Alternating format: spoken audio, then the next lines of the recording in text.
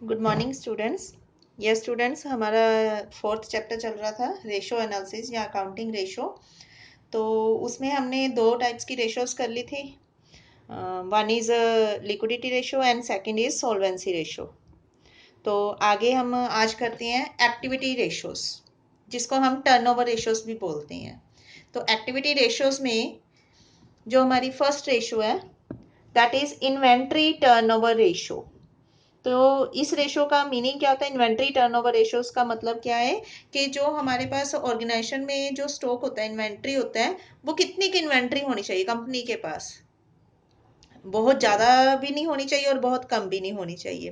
तो ये रेशो, हम इसके लिए रेशोज फाइंड आउट करते हैं। तो रेशो कैसे फाइंड आउट करते हैं? Cost of revenue from operations upon average inventory.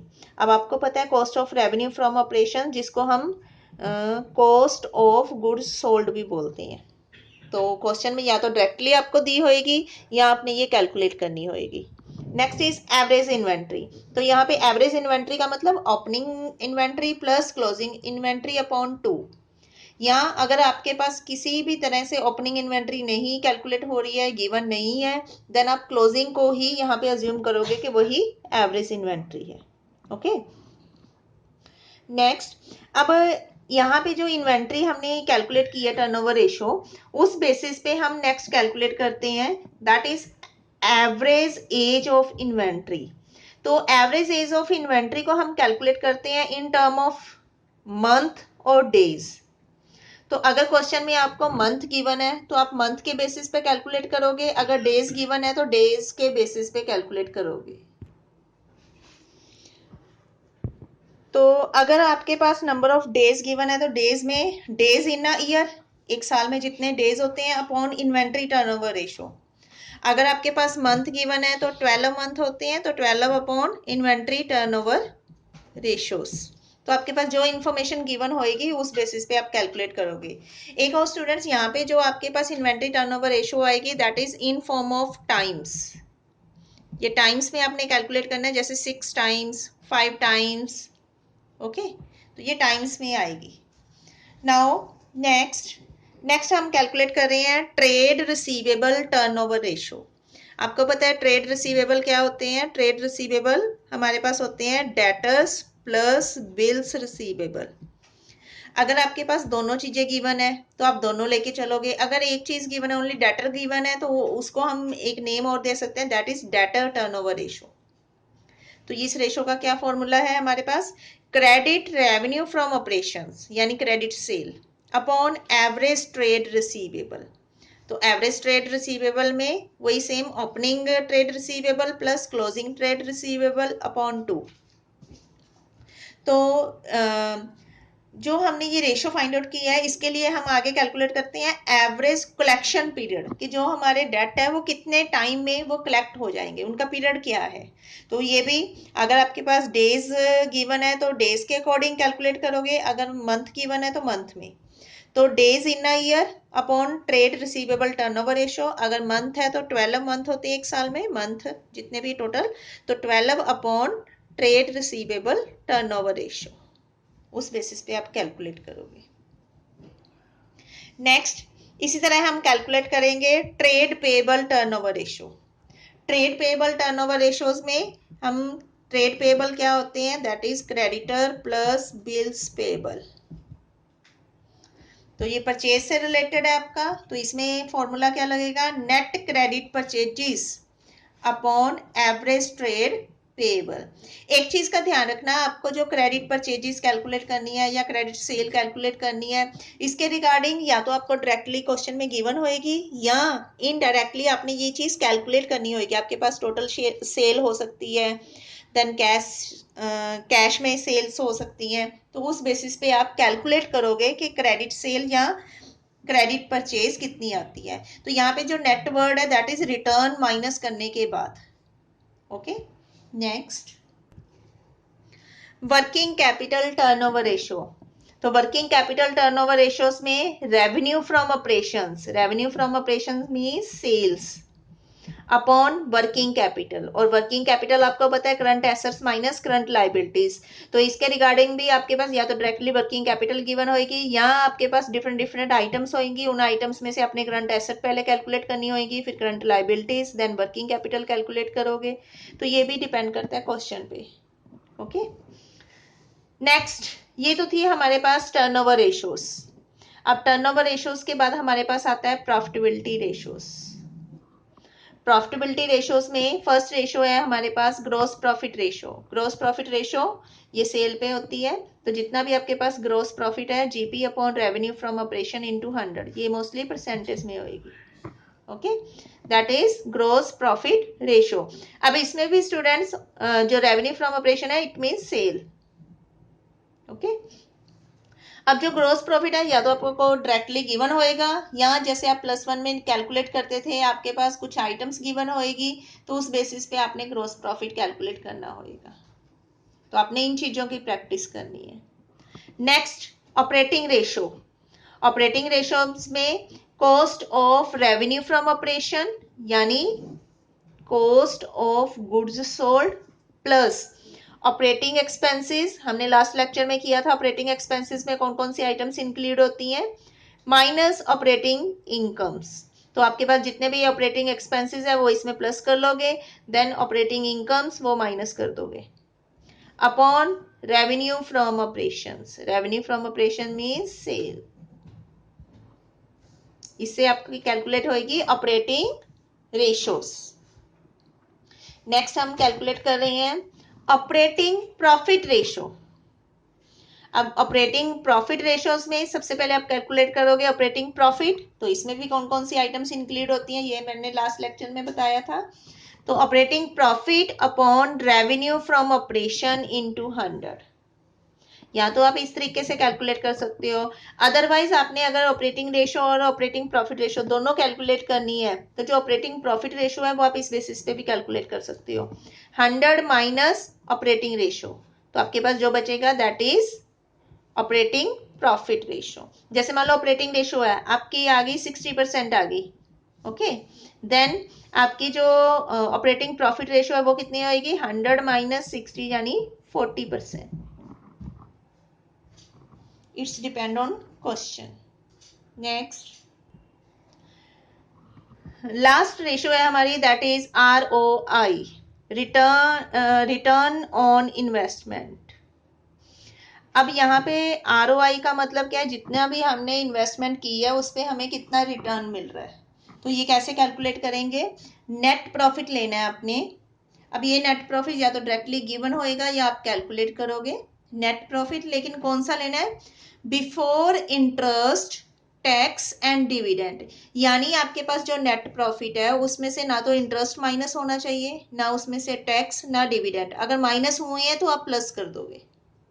Okay, upon capital employed. तो कैपिटल एम्प्लॉयड के लिए मैंने आपको दो मेथड बताए थे, that is asset approach and the liability approach. जो भी आइटम्स गिवन है उस बेसिस पे आप कैपिटल एम्प्लॉयड कैलकुलेट करोगे इनटू 100, तो आपके पास ROI कैलकुलेट होएगा। ओके स्टूडेंट्स, तो ये हमारी है अकाउंटिंग रेशियोज। तो स्टार्टिंग में आपको बताया था रेशियोज को हम 4 पार्ट्स में डिवाइड करते हैं। देन ये फॉर्मूलेस करने के बाद आपने इन सब की डिफरेंट डिफरेंट सिचुएशन में आपके पास केसेस होंगे, क्वेश्चंस होंगे, आपने वो सोल्व करने हैं, उनकी प्रैक्टिस करनी है, तभी ये फॉर्मूलेस ऑटोमेटिकली आपके ये लर्न होने स्टार्ट हो जाएंगे। नाउ मैं आपको जो इसके अलावा आपके पास जो क्वेश्चंस आते हैं दैट इज बेसिक कॉन्सेप्ट से रिलेटेड, इसी रेशियोस में से, तो वो भी मैं आपके साथ यहाँ पे डिस्कस कर रही हूँ। यस स्टूडेंट्स, जैसे मैं आपको यहाँ पे एक एग्जांपल दे रही हूँ। हम करंट रेशो कैलकुलेट करते हैं, तो करंट रेशो आपके किसके इक्वल होती है, current assets upon current liabilities. Okay, तो फॉर एग्जांपल आपके पास जो करंट एसेट्स हैं वो आपके पास गिवन है 10,000 की, देन करंट लाइबिलिटीज 5,000 की। तो आपके पास ये रेशो कितने की बन रही है, 2/1 यानी 2:1 की बन रही है। ओके, तो ये रेशो 2:1 की बन रही है। अब क्वेश्चन में आपको गिवन हो सकता है, उन्होंने आपको ऑलरेडी रेशो गिवन है कि आपके पास जो करंट रेशो है 2:1 गिवन है, अब जो कंपनी है वो रेशो 3:2 मेंटेन करना चाहती है, या उन्होंने बता दिया कि अगर मान लो जो करंट एसेट्स है, करंट एसेट्स में अगर हमारी एसेट्स इंक्रीज हो जाए 2000 से, यानी पहले 10,000 है, 2000 से हमारी करंट एसेट्स इंक्रीज हो गई है, ठीक है। अब ये इंक्रीज आपके पास क्वेश्चन में गिवन होएगा किस अकॉर्डिंग हुई है। आपको पता है करंट एसेट्स में कौन कौन सी आइटम्स होती हैं। करंट एसेट्स में अगर मान लो हमने आपके पास क्वेश्चन में गिवन है कि आपके जो डेटर्स हैं हमने सेल की है ऑन क्रेडिट, क्रेडिट पे सेल की है 2000 की, ओके। जब क्रेडिट पे सेल करेंगे तो इससे हमारे पास क्या चीज इंक्रीज डिक्रीज हो रही है, पहले आप ये चीज देखोगे। अब आपकी जो जर्नल एंट्री बनती है वो क्या बनती है, यहाँ पे ऑन क्रेडिट, क्रेडिट पे सेल की है ना, तो इट मीन्स आपके पास पैसे अभी आए नहीं है, आने हैं, तो आपके डेटर्स इंक्रीज हो गए। Debtors account debit to sales account, यही बन रही है।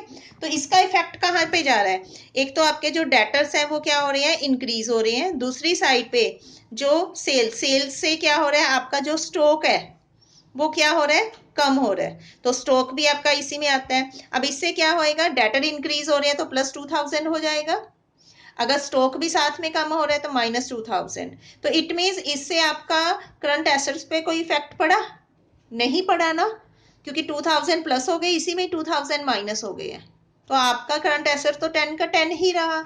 तो इस तरह से आपके पास आइटम्स आएंगी कि अगर ये वाली एक स्टेटमेंट आएगी, उस स्टेटमेंट का क्या इफेक्ट पड़ता है हमारी रेशोज पे, हमारी उससे रेशो, ये वाली रेशो इंक्रीज हो रही है या डिक्रीज हो रही है।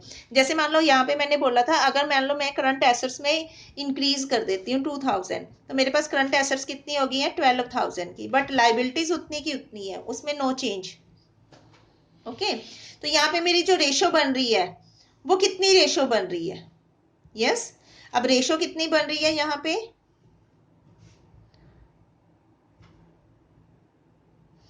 2.4:1। इट मीन्स पहले मेरे क्या थी, एसेट्स लाइबिलिटीज का डबल थी, अब डबल से भी ज्यादा हो गई है, तो ये रेशो मेरी क्या हो गई है, इंक्रीज हो गई है, ठीक है। यहाँ आपको इस टाइप में क्वेश्चंस आ सकते हैं कि अगर जैसे कोई स्टेटमेंट दी है, परचेज ऑफ एसेट्स है, परचेज ऑफ गुड्स है ऑन क्रेडिट या ऑन कैश, तो इस चीज का हमारी रेशोज पे क्या इफेक्ट पड़ता है, रेशो इंक्रीज होएगी या डिक्रीज होएगी। तो इस टाइप के क्वेश्चंस की भी आपने प्रैक्टिस करनी है। यहाँ पे मैं एक एग्जांपल लेके कर रही हूँ, यहाँ पे गिवन है repayment of a current liability. आपकी कोई लाइबिलिटी थी, वो लाइबिलिटी की आप पेमेंट कर रही हो, तो पेमेंट करने से क्या इफेक्ट पड़ रहा है स्टूडेंट्स, अगर मान लो आपकी जो करंट रेशो है, यहाँ पे गिवन है करंट रेशो आपके पास, इफ करंट रेशो इज 2:1, ठीक है।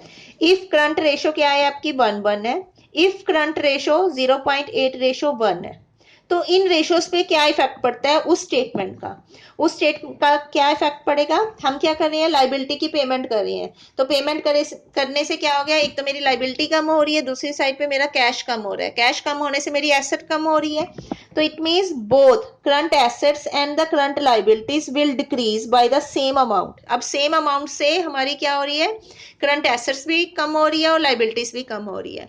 अब उस चीज का रेशो पे क्या इफेक्ट पड़ रहा है, ये देखो, अगर रेशो 2:1 है तो वो रेशो क्या होएगी, इंप्रूव होएगी, अगर रेशो 1:1 है तो नो इफेक्ट, अगर आपकी रेशो 0.8:1 है तो वो डिक्लाइन होएगी।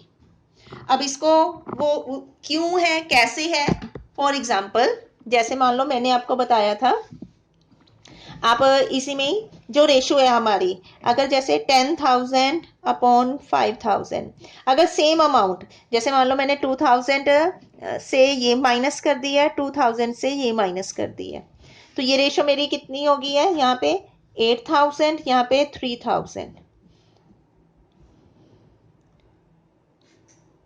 2.6:1 के नियर अबाउट बनती है, यस। जबकि पहले मेरी रेशो क्या थी, 2:1। तो यहाँ पे भी हमने क्या किया है कि रेशो आपकी क्या होएगी, इंप्रूव होएगी जब रेशो 2:1 होती है, ये देखो, इंप्रूव हो रही है, ठीक है। अब 1:1 की रेशो लेके चलते हैं। अगर 1:1 की रेशो है तो मान लो जितने मेरे करंट एसेट्स है उतने ही करंट लाइबिलिटीज है। तो अगर 5000 की करंट एसेट्स है, 5000 की करंट लाइबिलिटी है, तो ये रेशो 1:1 होगी है। अब सेम अमाउंट अब इन दोनों में डिक्रीज करती है। मान लो 2000 ऊपर करंट एसेट्स में से माइनस कर दिए, -2000, तो इसमें से भी -2000 कर दिए, तो आपका क्या हो गया 3000 अपॉन 3000। तो रेशो कितनी हुई 1:1 ही हुई, नो इफेक्ट। तो यहाँ पे भी हमारे पास क्या था, नो इफेक्ट। ओके,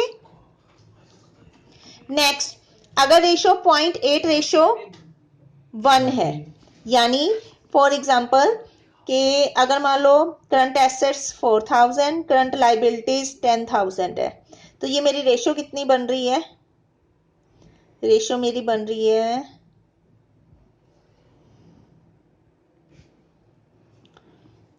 0.4:1।